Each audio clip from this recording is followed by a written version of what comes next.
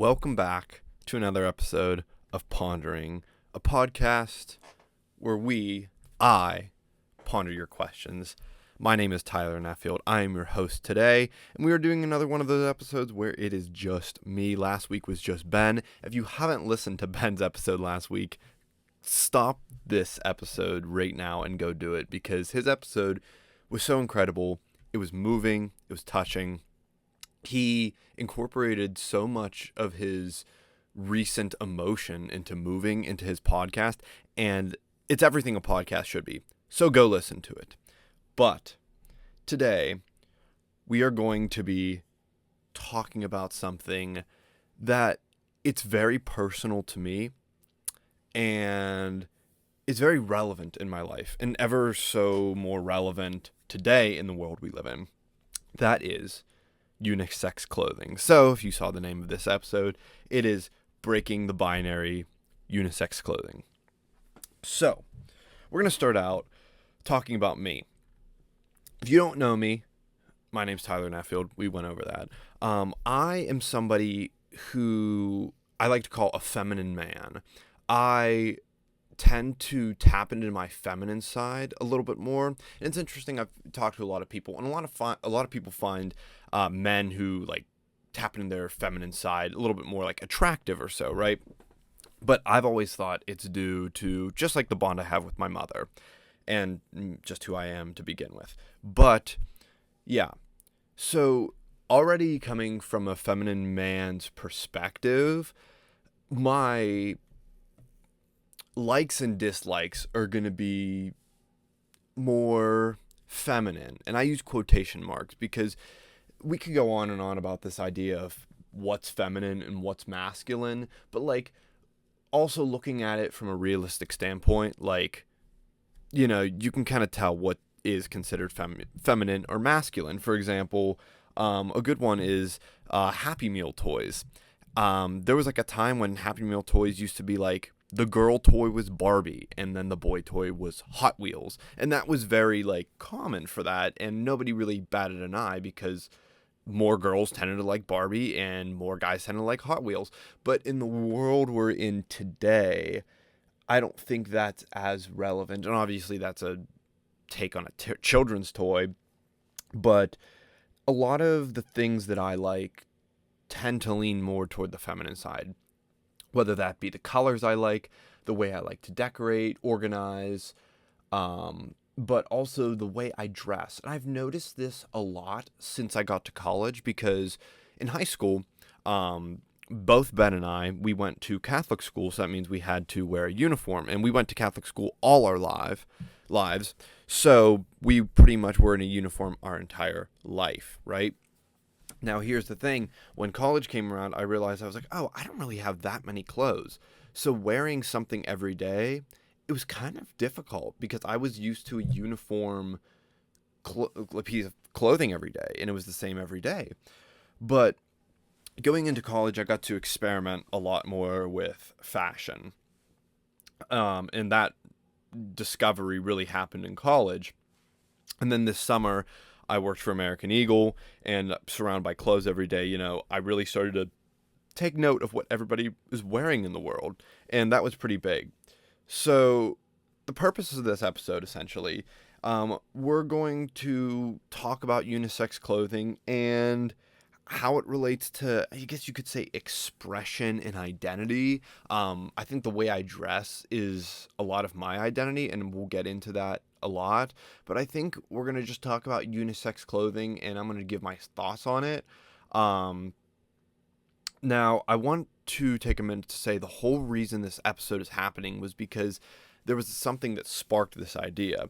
So I was looking at a new pair of shoes from Bang's Shoes. If you've ever heard of them, they've been around for a little bit, but they were doing like a back to school sale. It might be still going on by the time you're listening to this. But anyways, I was looking for a new pair of shoes. Now, these shoes are a little bit different because they have shoes on their website. They're pretty much like Converse, really, high top, low top, but they have shoes with embroidery on the side. And I was looking at them, and I was talking to my mother, when I was looking to get shoes, and I was kind of debating whether the embroidery looked too feminine for me. All these shoes are unisex, though. That's important to note that they do put the men and women's sizing on it.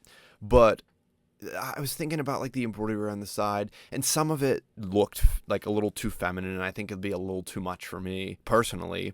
But there was some of it that I really liked, and funny story, I ended up not getting a shoe that was embroidered. I ended up finding a sage green pair, and I really liked that. But also, I wouldn't be opposed to an embroidered shoe. There was one on the website that had the like line of trees on it, like, and oh my goodness, I think they were pine trees or something.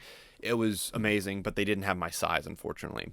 So, I think in the future I would get those, but I'm not opposed to it. But regardless, that is what sparked the idea for this episode.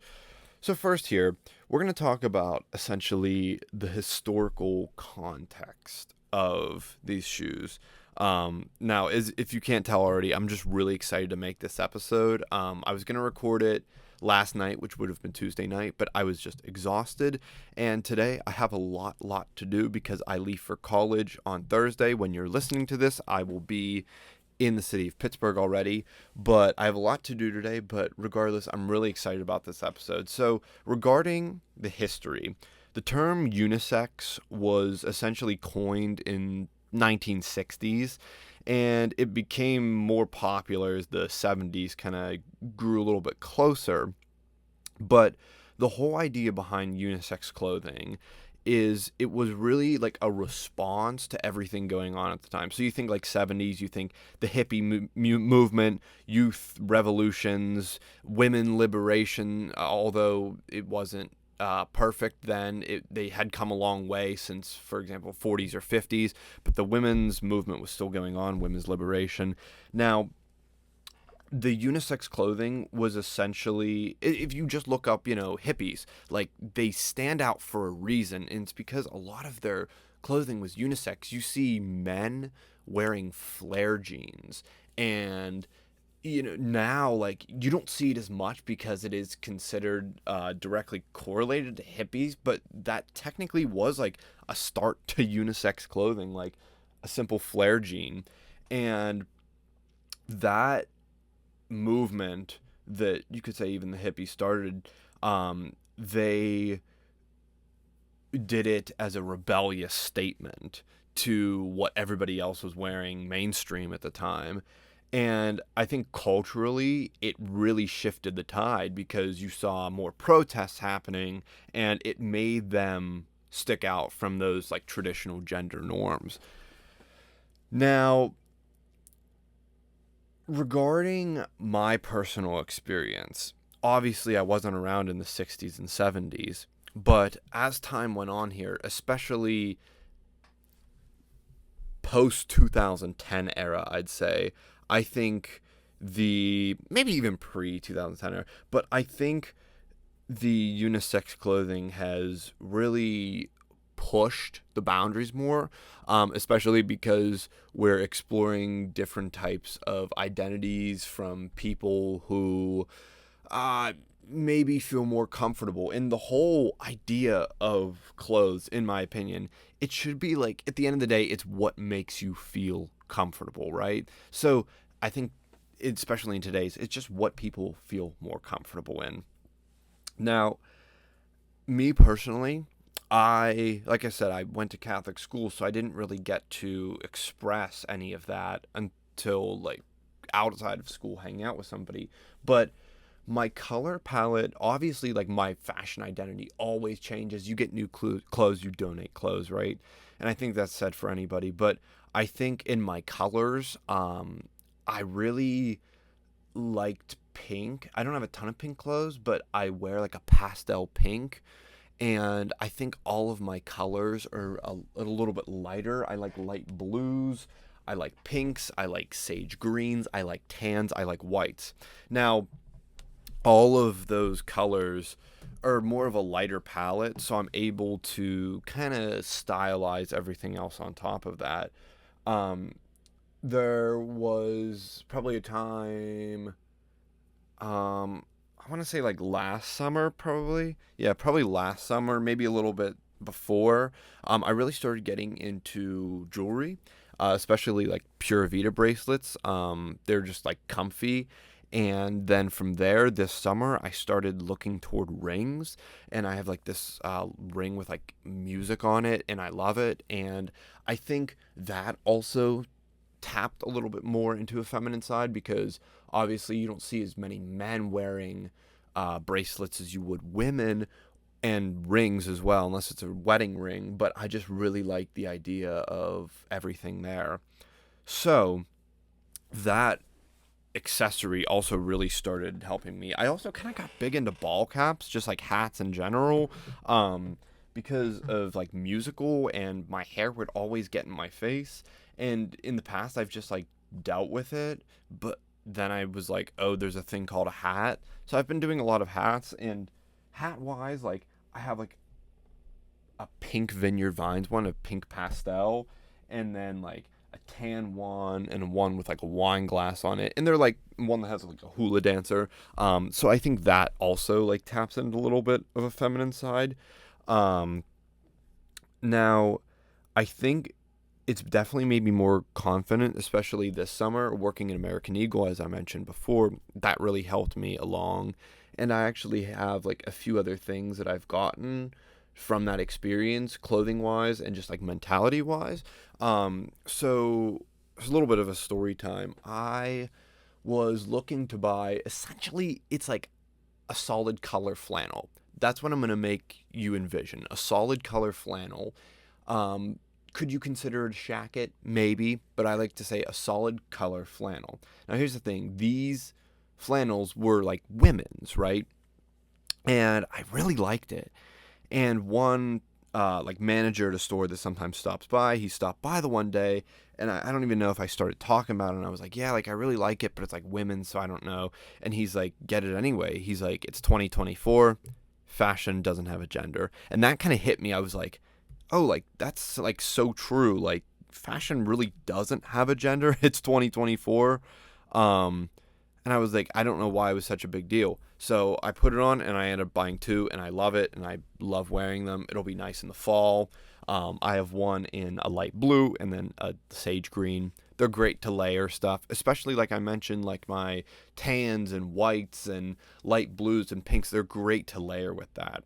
So that quote he said, it's 2024, fashion doesn't have a gender. That kind of hit me, and I think it kind of also what made me inspired for this episode a little bit more, that even though that was a while ago, but it just made me more comfortable. And going back again to the shoes, I said about the Bangs shoes, they I mean they were kind of a colorful shoe, and even if I did get one with embroidery, which one day I hope to, if they ever find one or get one back in stock that I like, I really hope that I can get it, because I just absolutely love the idea of embroidery on a shoe. Sorry, I had to drink.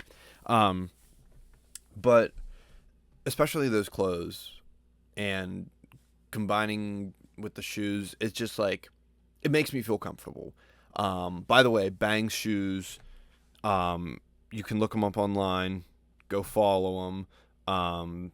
They're pretty cool. Customer service is really good. I was like torn between the shoes, and I messaged customer service like texting wise, and they only have like two people, but they're very fast at responding. So go look them up at Bangs Shoes. But yeah, I just love that idea of like embroidery on shoes, because I feel like you don't see that on men, and I just kind of like that. Um, Now, here is the problem with all this: the challenges that are faced when I want to dress more comfortable. Um, there's a lot of people out there who literally simply have the Barbie and Hot Wheels mentality. That's what I'm gonna like. That's what I'm gonna call it: the Barbie and Hot Wheels mentality. Um, but like, I don't get it in public at all. Like, people don't go up to me and they're like, "Oh my goodness, like what are you wearing?" It's oftentimes like some of my closer friends slash acquaintances. We'll say acquaintances more because friends shouldn't really say anything about that. They should just support you. But and then sometimes it is good, as I will say, if friends do say something, because then it kind of gives me not like a wake up call, but like a more of a reality check, and maybe I'm like, oh, like maybe they are going to be a little harsh on me for what I wear, but like also like maybe I need that where I'm like, oh, this is like a little bit too much, like maybe I shouldn't do this. But I think I'm comfortable in it, but I'm always worried about what people are going to say. And it's such a bad mentality. And nobody should ever be worried about what somebody else is going to say, because most people don't even care.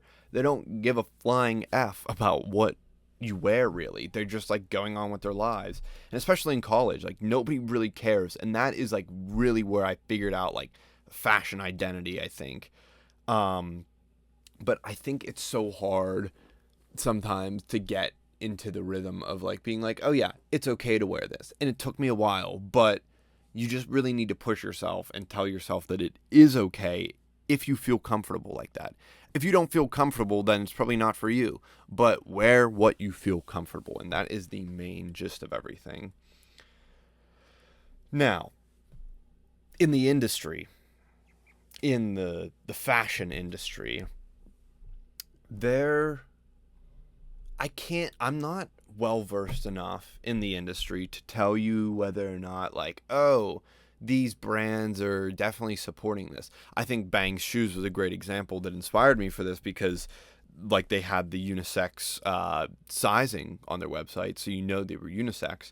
But, for example, like American Eagle, for that jacket that I bought, um, like it's women's sizing, but it was all oversized, so like I'm wearing a small in it and it looks probably like a large on me. So but sizing is going to be different everywhere, and you're not going to be the same size everywhere, and you just kind of have to deal with that and try stuff on. But like I said, I'm not well versed enough to tell you what brands do more. um so I think the idea is that anything is truly for everyone if you want to try it and if you feel comfortable in it. Um, I can't really say that different retailers should put men's and women's sizing on things, because it is really two complete different things, and it's not going to fit the same. It's not going to fit anybody the same. So I don't know if there's a way to universally do something like that. But regardless, it's just something you have to try on if you want to try something else on a different size. But I think that as long as you feel comfortable, and I've said it a million times, but as long as you feel comfortable in it, I think it's totally fine. Now, some tips I have, I guess I'd say, for like building a wardrobe. I think light colors are always important, especially if you want to be a little more feminine. And I hate this way I'm saying feminine as if it's something so peculiar. Like, not to like toot my own horn, but I think I have style.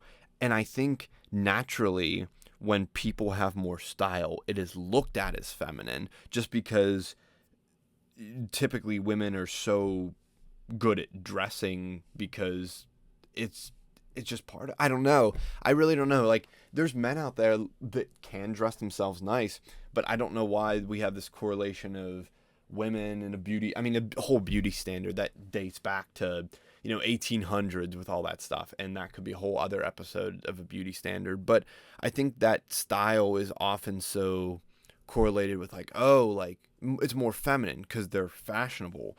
But at the same time, I know there's people who like don't think that way at all. So it is really like varying from day to day. But I think having those light colors in your wardrobe do give you a sense of fashion, especially with layering. I could go on and on about fashion tips where, like denim, anything works with denim, except like if you wear like a blue on top, like blue, navy on navy, blue on blue, that's kind of rough. But like denim works with anything. And like layering stuff with light clothes, like you can literally start out with a baseline of a white shirt and then layer on top of that and it'll look fantastic. So I think having those light shirts is pretty key. You can have darker shirts, but maybe it's something you wouldn't layer anything with. Or you just have the lighter shirts and you wouldn't layer anything with either. Bottoms wise, like I really like just like khaki shorts. It's like basic. I have like some like white linen type shorts, some sweat shorts, some dry fit shorts, just like very random. But like the khaki shorts, and I do have some denim shorts as well. They're not necessarily jorts because like the material looks like a jean, but it's not a jean. They're from American Eagle, surprise, surprise. But I really like them a lot, and I've really gotten into that. And I think brands and stores, if you really want to diversify your closet, if you will, I think H&M is a really good store. I can't tell you anything off the top of my head that I've bought there, and I'm like, oh yeah, that's definitely like out there. But like I've been in H&M, and there's like different material of shirts where you're like, oh, like that would be interesting. I have been getting into materials so much this summer where I love like I've gotten these American Eagle shirts and they're like soft, or maybe they have a texture to them and a pattern, like ma- like materials used in a shirt that's not just like cotton, polyester. I think that is also a key to having a more diversified wardrobe, because just materials, it's like it just gives your outfit something else. Especially if people like are up close and personal with you, you can, and they might be like, "Oh my goodness, I love this." You know, they feel it and stuff, and they're like, "What material?" It starts a conversation, right? And then you might get a compliment or so. But I think that's important. Materials. I think Sheen, is also very good. I haven't ordered anything off of Sheen yet, but I have some stuff in my cart right now that I'm kind of looking at. Obviously, it's dirt cheap, but it's also just, you know, a way to kind of find anything you want. Um, and I think it's a great option. It's not necessarily like I want to say it's not like a mainstream brand like Macy's or or Express Men's, like all that stuff. It's not like mainstream like that, but like a lot of people use it. But I've heard many, many times where people be like, "Oh my goodness, I love this dress or skirt or shirt or whatever, pants. Where'd you get it?" And oftentimes it's usually girls ordering off Shein, and they say like, "Oh, I got it on Shein." But there's a lot of stuff for men on there that I was just like never realized. So I started looking into that. Um, I think balancing that side of like masculine and feminine is important too, because I think the way I dress, I incorporate the feminine aspects into it. For example, I could wear an outfit that looks perfectly fine, but then I add some Pura Vida bracelets and rings, and it looks a little bit more feminine, where it's that balance of masculine and feminine, but even though maybe it's like a lighter pink shirt. I hate that, like I said, I hate the word like masculine and feminine, because really it shouldn't be that way. I almost want to say it's more masculine or feminine, just from like a retired beauty standard. Yeah, the world's changing. Change with it. Um, so I think that's all that tips I have. Um, and I'll bring it up again. Just like it takes a while to find your fashion identity. Like I said, Ben and I, we went to Catholic school, so we didn't have the opportunity to dress a lot.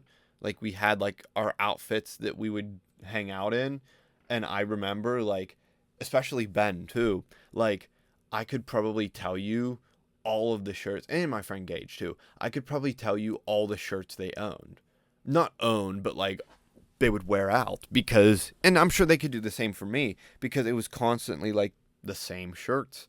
And I think finding your identity takes time. Maybe it's faster than the other, but as you grow as a person, you're also going to grow fashionably too. Um, and it's just like when you feel comfortable, you feel more confident, and people love people with confidence. So, yeah. So I encourage everybody to go and, I don't know, experiment if you want to experiment. Or even maybe, I know this is, from a man's point of view, but maybe you're a female listening to this and you want to, break some boundaries and you want to experiment with, I don't know, men's jeans or men's cargo pants. And you're like, I really like it. It's maybe kind of baggy on me or something. Experiment. I don't know. Experiment. I just thought of this as I was talking here. Another thing I have is a Lulu crossbody bag. It's not the bigger one, it's just a smaller one, but it really goes with outfits when you put it together, and I love it. I can keep extra gum in it. But yeah, it's great. It was great to take into work too. I could put stuff in there, and sunglasses, they stay good in there. And I think that is obviously, like, Lululemon is more centered toward women, but like my dad, he owns Lulu stuff, and yeah, now I have that. So that's just another thing I thought of. But yeah, at the end of the day, it's what makes you feel comfortable. It's what makes you feel happy, and that's really where it's at for me, because I like stuff that makes you feel happy. Whew. That was a lot, guys. That was a lot. I feel like this episode was a lot better structured, mainly because I jotted down notes and I kind of had a sequence of what I wanted to talk about. And some episodes, they're good for just rambling on, but this one I was like, there's points here that I don't want to miss. And I think I covered it all. So, as always, thank you for listening. Hope you're enjoying these new single style episodes. Like I said before, maybe you got to the end here and you still haven't listened to Ben's episode. Go listen to it. It's so good. Everything a podcast should be. It's not too long either. That first one I did was like 40-something minutes. And I kind of felt like I was rambling on. But at the same time, I was like, I said what needed to be done. This one, it's not too long. Not as long. But I think it gets the point across in a timely manner. So, go listen to Ben's. If you want to listen to anything else, obviously we are on YouTube, Apple Podcasts, and Spotify. Also, if you really like this episode, you might want to go listen to fashion episode. We had our friend Julia on as a guest. This was a while ago, back in the winter months, but it was a good episode, and I recommend listening to that if you really like this one and you haven't listened to the one about fashion. So, make sure you follow us on Instagram at Pondering. That is where we update all of you. Make sure you let us know what you thought of this episode, because, yeah, I'm proud of it, and I hope you enjoyed. Remember, wear what you feel comfortable in. If you don't feel comfortable in it, don't wear it. And if you feel comfortable in it and it makes you happy, by all means. I encourage you to wear something, or maybe buy something that you're like, oh, maybe you think like, oh, I don't know what people would say about that. But do you like it? And if you like it, buy it. That's all I have to say. Again, thank you for tuning in. Not sure what we're going to talk about next week. Might just be Ben. We'll see. We'll see. Anyways, thank you for listening, and we will see you next week.